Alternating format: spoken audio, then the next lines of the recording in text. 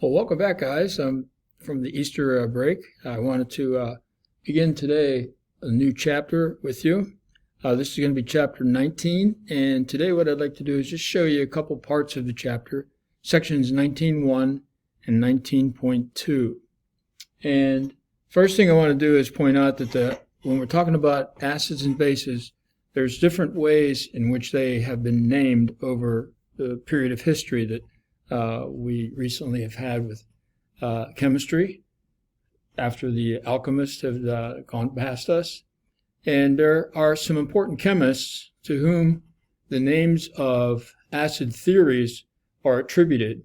The first one is listed here as Svante Arrhenius. The second one listed was actually combined the work of two chemists, Johannes Bronsted and Thomas Lowry. And the second one here goes by a term referred to as the Bronsted-Lowry theory.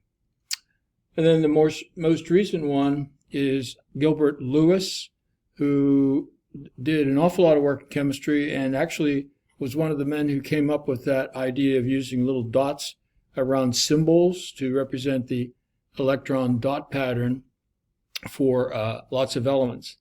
So these are four individuals that have contributed to our knowledge of acids and have amplified the definitions to acids and bases over the years. What I would like you to do is, using your text and referring to these as theories, write down what would be Arrhenius' theory, and then give yourself some space. Write down the theory that's attributed to Bronsted-Lowry. It's referred to as the Bronsted-Lowry theory. And then finally, the Lewis theory of acids. I'm going to stop the video at this point and put some new information on the whiteboard here for you. And then we'll continue on for a little bit to show some more aspects of our chapter. Another interesting idea we have out of this chapter is the fact that water is a substance that actually undergoes a decomposition or breakdown into ions just by sitting at room conditions, temperatures of about 25 degrees Celsius. So we can actually write a chemical equation, an equilibrium equation for that process, which looks like this. H2O, the double yield sign, hydrogen ion, hydroxide ion. So the water can break down into its individual ions. When it does that, it produces ions that are floating in the solution of the water, and they have a certain concentration to them. For the hydrogen ion at room temperature, 25 degrees Celsius, the number of ions that are floating around is 0.000001. We can write this in terms of an exponential factor of 1 times 10 to the minus 7th. Now, since the hydrogen and hydroxide ions are part of a balanced equation, and the coefficients used to balance this equation are 1, 1, and 1, we can also say that the hydroxide concentration, the OH, is similar to the hydrogen ion concentration. So we can write that one, 0.00000001. Same number. Let me darken that.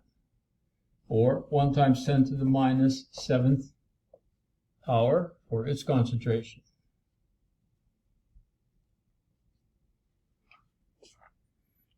When we write the equilibrium expression for the breakdown of water, we can write a K value, and this time we're not talking about solubility product, so we don't refer to it as KSP, we refer to it as Ka, K for equilibrium constant, A for acid, and then we can write our concentrations here for the hydrogen ion and for the hydroxide ion.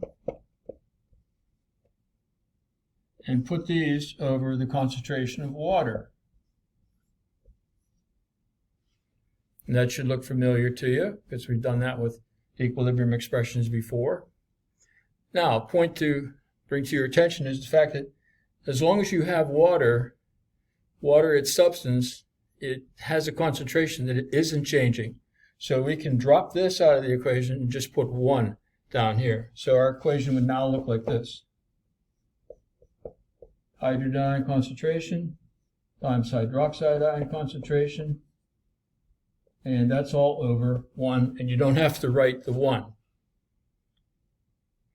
When I now go to put my concentrations in, and I'll do this over a little further on the whiteboard. Let me turn this a little bit. I can now write it this way. 1 times 10 to the minus 7. Put that in parentheses. That's for hydrogen ion. Hydroxide, 1 times 10 to the minus 7. Put that in parentheses. It's all over 1. When I combine these two terms, I get 1 times 10 to the minus 7th squared, which then equals 1 times 10 to the minus 14th power. So the kW for water is 1 times 10 to the minus 14th. The equilibrium constant for water, 1 times 10 to the minus 14th, and that's all considered at temperature of 25 degrees Celsius. Now, where can you find this in the book? Well, the information I'm showing you is between pages 646 and 656. And in particular, you're going to find the information that I have on the whiteboard right now is on page 653. So if you need a reference to see that, page 653, that'll give you a little bit more background.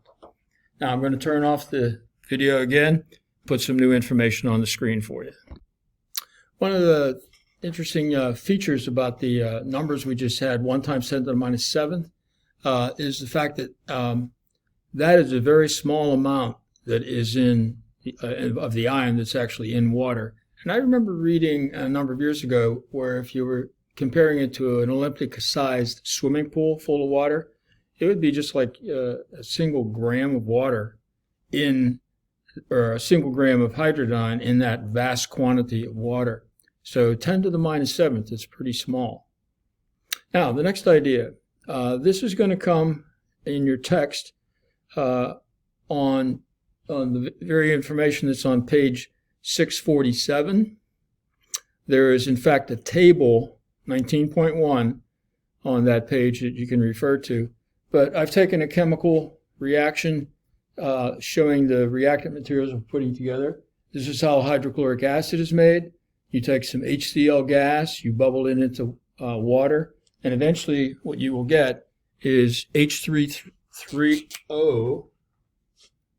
and this will be in an equilibrium. And since we've added an extra hydrogen to this, it has a +1 charge. And then the other ion, which is left over, drops out, is the chloride ion, Cl1-.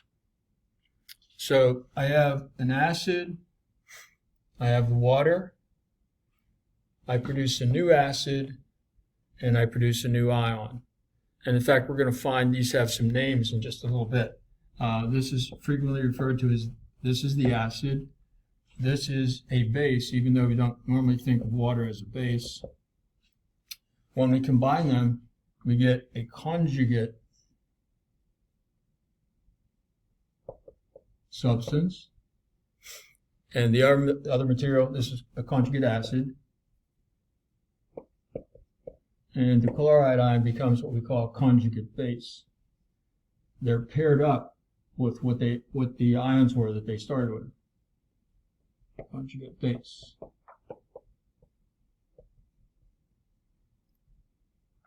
So a lot of acids can be written, the acid combined with water can break down into hydronium ion and another ion, whatever that happens to be, connected to the acid that you use. And let me put a little information here for you. This is called hydronium ion.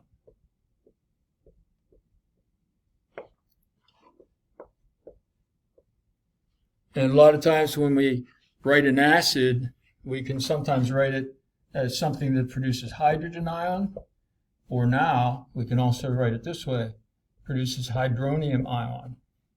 In other words, a hydrogen with water attached to it. I'm going to show you another acid. There's many that are on these pages here, but this acid is one that you probably have at home. It has an organic makeup to it, and it has a structure that shows all the elements that compose it. So it looks like this. A carbon with 3 hydrogens surrounding it, and then another carbon is attached here. So we now have 2 carbons in a line, and then there's a doubly bonded oxygen on that carbon, and OH group on the other side of the carbon. And if I count all the bonds that are attached to the carbon, I'm going to find that it has its tetravalent character to it. So this would be 1, 2, 3, 4, 4 bonds. This carbon, 1, 2, 3, 4. So it satisfies the octet rule. And this compound is called octanoic acid, or you might know it as acetic acid.